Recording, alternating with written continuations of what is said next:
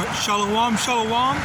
First and foremost, all honor, glory, praises to Yahawah, Bahashem, Yahawashi, Bahashem, Rakakadash. Double honors to the elders and apostles of Grand Millstone. And shalom to the mighty Akim of our cloth out there who are diligently waiting to be delivered from this final captivity. And today I'm going to flow through the Spirit and let the Spirit speak through me. And I wanted to go into a certain thing because, you have to really understand why is it that we're here and why is it that, we're suffering in general, okay? It takes a bit of, critical thinking, all right? And I just heard a brother talk about this, as a matter of fact. There was this one movie or whatever. This guy was beating the main character, like he was torturing him and whatnot. And he asked him "Oh, how many fingers am I holding up?" When he was holding up 4 fingers, the main character said 4, and then he kept on beating him because of it, because he doesn't want him to think or be able to see things clearly. He wants you to be indoctrinated. All right. Now let me get this. Ecclesiastes chapter 2 verse 26. For Yahawah giveth to a man that is good in his sight wisdom. Let me read it again. Ecclesiastes chapter 2 verse 26. For Yahawah giveth to a man that is good in his sight wisdom and knowledge and joy, but to the sinner he giveth travail to gather and to heap up, that he may give to him that is good before Yahawah. This also is vanity and vexation of spirit. Okay, so the Most High gives travail to the sinner. So why are we here? We're here because we sin. Okay, if you go to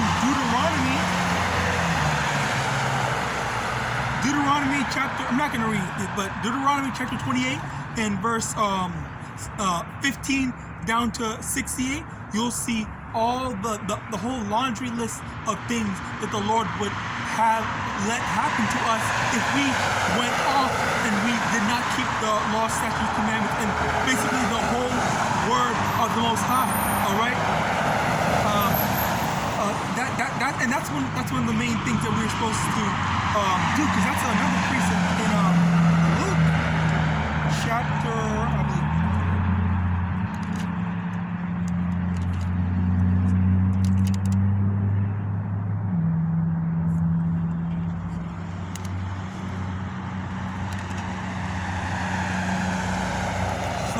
But basically, in the when Yahawashi spoke about the parable of the rich man with the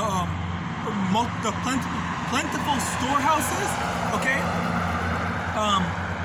The man had a bunch of food, okay? He had a bunch of, he was rich, he had everything he could have ever wanted, and more than he ever needed for his lifetime. But the thing was, life is not just about, we can't just live just about, are we able to get food? Are we able to get these materialistic things? We have to live through every word that the word of Yahawah, okay? Every word that the Lord told us to live by, everything that the Most High told us to live by. So had the discipline of not eating through the dietary law, so of abstaining from pork, okay? Even if you are, because if you go to the meat section, you can, when you're buying meat, you'll see that out of all the meat, I believe, I could be wrong, but beef is the most expensive and pork is the cheapest. All right, this is literally, the society is literally set up for us to go off, okay? And there's also the matter of, I believe it was eating vegan or eating vegetarian. It's so expensive. Okay, they said that they're like your average person, they have to go through so many hoops in order to be a vegan or a vegetarian, and that's why it's just, well, for poorer people, they can just, okay, get this meat and then, okay, we're good for that because we can't afford anything else. Okay, so they are trying to, they always set this whole society up, doing all these wicked things. Okay, and then on top of that, okay, this is also a very big issue for us, for our people in Babylon. The trends that they push out. Okay, they're pushing out the whole what's it called? All these rappers saying, "Oh, I'm gonna F your beat, I'm gonna shoot up or whatever, shoot up my ops and whatnot." All this stuff like that. They push out that lifestyle that make it seem cool and whatnot. Okay, but see, that's not how we're supposed to be living. We can't be going around and killing each other. All right, while we already have, and honestly, this is one of my biggest grievances with Israel, because we already have a horrible time living wherever we're living in as ourselves against the heathen. But then now, instead of each other being a support system, each other being, a source of, okay, well, I can go to this person, even though I don't know them, or I know just because we're the same ethnicity, we're both Israelites, okay, everything's gonna be good. But that's not the case. And they used to do that during the ancient times. Okay, we would, whenever someone would go traveling and whatnot, they would lodge at literally any Israel's house, like any Israel's house that would take them. Okay, we would make space. Okay, you came here to Bethlehem or whatever. You don't have a place to stay. Brother, you can stay here because we're both Israelites. And that's how it should be, but that's not the case. And that's also one of the curses in Deuteronomy chapter 28. Okay, his eye will be evil towards his brother. All right, how much easier would life be? All right, if while we're dealing with all these issues from the heathen, we did not have to worry about, oh, some thug ass Jake wants my life or whatnot, or just because I looked at him the wrong way or whatever, accidentally or literally from any foolishness, they want to take your life. All right, that's just crazy. It's extremely crazy, and it's sad. It's honestly really sad that we can't be united. All right, but ultimately at the end of the day, we're not supposed to be united. Okay. I do say it's sad that we have to live like that, but at the same time, this is the curses. Life is literally, being an Israelite, you are living on hard mode. Okay, like that's one of the biggest what's the word? They actually made a joke about that in a South Park video game. The hard difficulty, after you created your character, there was a hard difficulty, and if you wanted the game on easy mode, you'd just be the palest. You would make your character the palest as pale can be. If you wanted a hard mode, you would just be a Jake, a Judah. All right, and then that was a play on humor, but which I don't really watch or keep up with South Park, but I think it's pretty funny that they had the cojones to even make mention of that. All right, and everyone knows that. Okay, but you still have people that will disregard said reality. All right, and speaking of disregarding said reality, a brother had made a video, made a lesson, all right, and I had shown him the initial video. It was these two Edomite girls. They were from Romania. they were basically saying, it's funny. Well, there was this one girl that was saying it was funny that, you know, people or Americans or whatnot, I think it was Americans in general are saying that, oh, these people are so wrong for doing slavery and acting as if their country didn't have slavery in the first place, or their country didn't build their country off of slavery. All right, so it is extremely hypocritical, and that's what she was pointing out. It's extremely hypocritical for them to be saying, oh, that's wrong that they have slavery. But I don't think that she was trying to justify, you know, slavery. I think she actually even said it in said clip, because you can't get any more context off of that, because they deleted literally everything. I think they went around and just deleting it off everywhere on the internet. All you have is that one clip, and she was saying that not to justify slavery, but, you know, it's hypocritical. All right, and the brother that actually did the lesson on it, I thought it was a very beautiful thing, because I did obviously catch that, but I didn't think of the lesson in that. Like, they have a beam, a huge beam in their eye, but they want to talk about the beam in someone else's eye.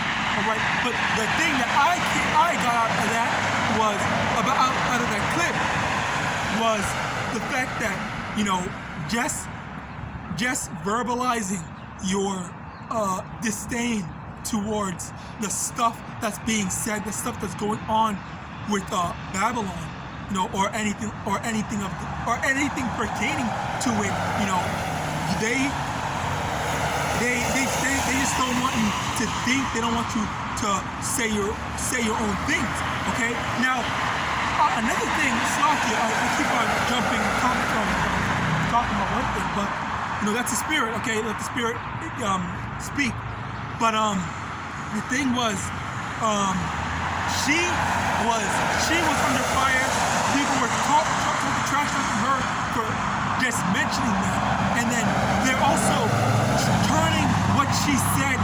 They're changing what she said, or transforming it into something that she didn't say. They were saying that she was defending slavery, when that wasn't her intention. She was just pointing out the hypocrisy in them just saying that, oh, they're wrong for, you know, having slavery, when they did it themselves. It is that she was silenced. She was, you know, basically bullied into, you know, deleting all that stuff and making an apology, because she made an apology. Making an apology about saying, oh, you know, we're sorry, I didn't mean to do that, blah, blah, blah, X, Y, and Z, all right? Like, that on top of that, and that happened, like, within this year, I believe, okay? Now, we also have, you know, Kyrie, okay? Kyrie, who made his comments, and, you know, he was labeled anti-Semitic for sharing a link, posting a link. He didn't make the documentary. He didn't say anything about the documentary. All he did was post the link and for people to see and to go watch it themselves. And then, okay, now he has to pay $500,000, make an apology, condemn, do like a whole bunch of stuff just so he can go back to his job. Honestly, you know, they took his money from him, and they're stopping him from doing his job. Okay, like, and then Kanye, Slakia, this is crazy. And then Kanye, he was saying how the Jays run everything. But then look at what happened when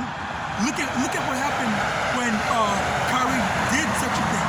When Kyrie did that, when Kanye did it, and they made those comments, they did what they did. Okay, they're proving their point.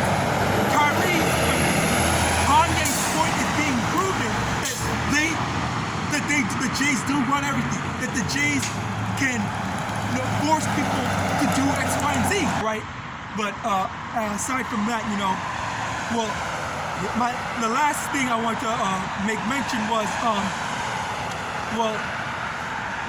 going back to the topic, okay, how us being sinners, all right, we are giving travail. Okay, this is not because this is not out of hatred. It's because the same way if you're a parent, you want to punish your children when they're going off, when they're doing something wrong. You want to let them know, hey, this is not what you're supposed to do. Correct yourself and correct them. That's the same way that the Lord deals with us. He says, okay, hey, you can't do this. You have to do this. You can't do this. Stop with that. All right, and then they punish you for doing said thing. All right, that's how the Most High is treating us. Okay, the Most High even told Moses to say to Pharaoh, Israel is my firstborn. Okay, is my son, even my firstborn. Roughly paraphrasing. All right. Now Matthew chapter 9, verse 13. But go ye and learn what that meaneth.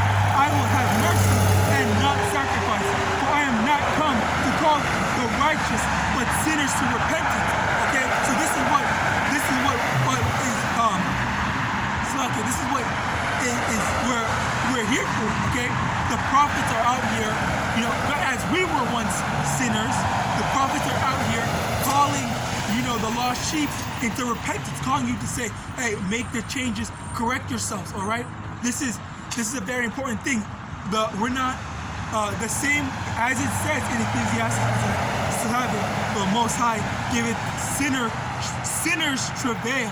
All right, and then as we are, because at the time we lost our heritage. All right, and we went through the biggest and most strenuous ordeal, okay, which was the transatlantic slave trade, right? After going through all that, which was a very huge, big ordeal. Now in our time, we have to get out of this Babylonian mindset and seek repentance, seek our power, okay? Seek the one that was making us thrive, okay? Because when we were righteous, when we were doing good, as it says in Ecclesiastes 2:26, Yahweh giveth to a man that is good in his sight wisdom, knowledge, and joy. Okay, we want joy. We want to be happy. We don't want to hear that's another story thing that's going on right now. Our black women are being kidnapped, killed, and raped right now. Like I believe it was Massachusetts, I believe, or another state where there was this one Eve that she had been kidnapped with two of her friends. Both of her friends were murdered, but she managed to escape when the Edomite man went to take his son to school. And then another thing was the Edomite man said, we're at a race war right now. But that's Esau. Esau has a perpetual hatred towards us. All right?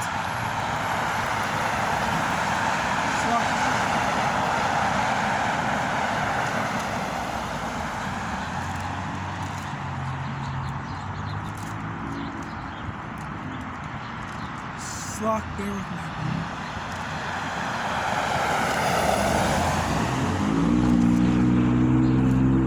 Ezekiel chapter 35, verse 5, because thou hast had a perpetual hatred and hast shed the blood of the children of Israel by the course of the sword in the time of their calamity, in the time that their iniquity had an end. All right, Esau has a perpetual hatred to us. There's no instance where we can all just get along. There's that whole can we all just get along spirit. That's impossible. Okay, we can't. That's just straight, plain, and simple. We cannot, primarily because the Most High put a spirit on them to just straight up hate us. Okay, and they are the wicked ones that are trying to do, because they are the ones that are in power right now. All right, and we don't do any.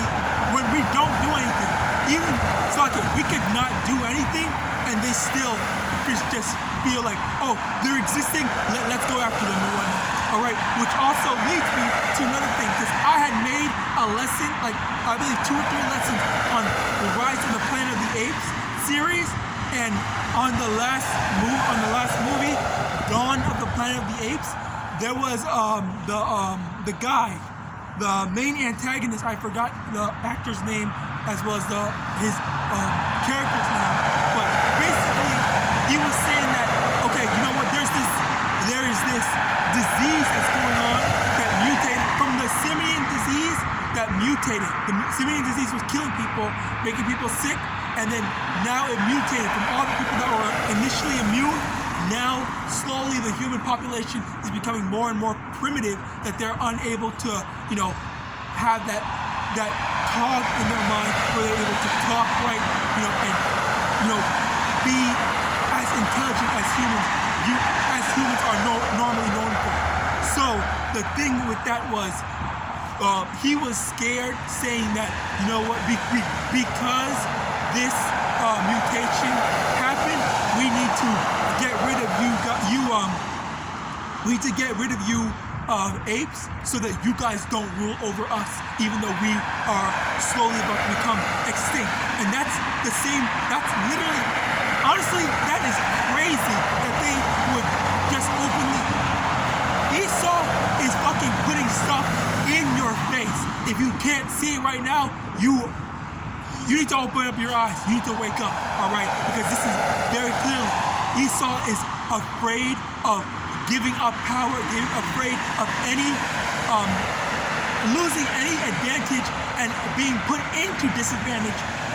We're to the point where if we had some sort of power, if we're able to turn the tables on them, then they already know what's coming. They already know what's coming to them. Okay? When in actuality, a lot of Jakes are so indoctrinated that they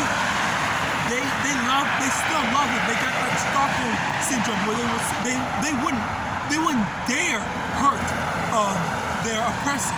All right, and it's like Christianity is a hell of a drug. Well, this type of stuff, this type of mindset is even worse of a drug. All right. So the fact it's in the same way that Dawn of the Planet of the Apes had that, the human with the apes, it's the same thing with in Babylon. It's the same thing with all of us. They don't want to give up control. They don't want to give up power. That's why, even when Obama became president of America, that didn't mean jack shit, because there were still people who had power and authority over him.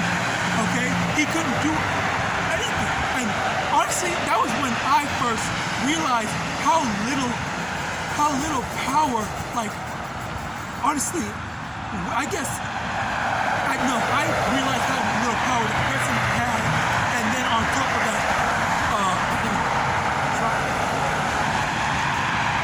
how little power the president had, as well as the true people that were running the operation, everything wasn't, the people that we could see, but it was people in the shadows. Okay, it's the backstage. All right, they're actually the ones that run stuff. All right. Now, in addition to that, another thing is I was very surprised to hear Candace Owens.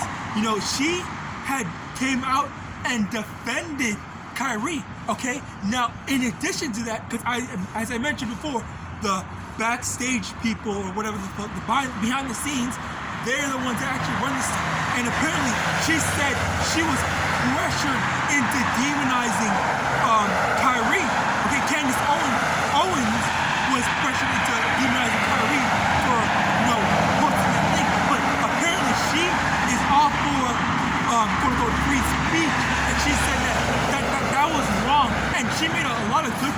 Surprisingly, she made a lot of good points. She mentioned that if you're an Edomite, you can say, okay, well, my family goes back to this, that, and third. But for us Israelites, we don't have that. We don't know the true history, our true history of where we come from. So that's why Kyrie, he wanted to go find out, where do I come from? Let me get some answers about, who I am, what I represent, and all this stuff like that. Okay, and out of all the people that had attacked Kyrie, it was very surprising to hear Candace Owens, do the opposite, which was defend him. You had Chuck, LeBron, and I forgot someone else. All these other big, I think Stephen A. Smith, I believe was his name. They all attacked him, but no, Candace Owens, defended him. But there was one more person, I believe, that did actually defend him. So the people that are actually willing to speak out and stand up, for truth, there's such a small minority, okay, compared to the overwhelming majority that wants everyone to think a certain way, okay? And a brother was going into this. Okay, I watch a lot of different brothers, okay, and they always make the best points, okay? They point out the best stuff, all right? Now, what the brother had mentioned before was, in the scriptures, I forgot which prophet, but there was one prophet. He was the scribes and the Pharisees. They said that, okay, how do we stop him from preaching the truth? Okay, but we can't just go up and just stop him, just say, oh, you can't do that, blah blah blah, because then the people would see it, and the people would have a problem with it. So they were trying to target, a certain thing, in a snake manipulative type of way. So they're slowly, we see this, we see what they're doing now. They're policing what we can say by saying, oh, don't talk about the jab, don't talk about the Jays. Talking about the Jays is anti-Semitic. You can't talk about alphabet gang, that's bullying and whatnot. They always tie in the stuff that we're saying, the truth that we're speaking, into some sort of way. And eventually, we're just gonna, they might say, okay, well, you can't be out on how it's about, oh yeah, you can't have a YouTube channel. Like, all this stuff is coming, all right? This is all coming to pass, all right? And this is a beautiful thing, because this all needs to happen as prophet. All the prophecies need to be fulfilled so that we can be delivered, okay? And the fact that Kyrie and Kanye, almost consecutively, just did a major push out for this truth. We say call on YAHAWASHI because while we are doing videos, we are trying to as people, as they're driving by, you see cars driving by, they say, okay, I'm preaching this word. The same way with us doing this. This is not as public, I guess, or attention grabbing as a celebrity literally coming out and saying, oh, what's it called? I believe X, Y, and Z. All right. But yeah, with that, I just thought it was a very beautiful thing. A very beautiful thing that we're able to see, as well as all these prophecies that are coming to pass. Okay. With that, I hope this lesson was edifying. I'm going to give all honor, glory, and praises to Yahawah, Ba'asham Yahawashi, Ba'asham Rakakwa Dash. Double honors to the elders and apostles of the Great Millstone. And with that, I want to say Shalom.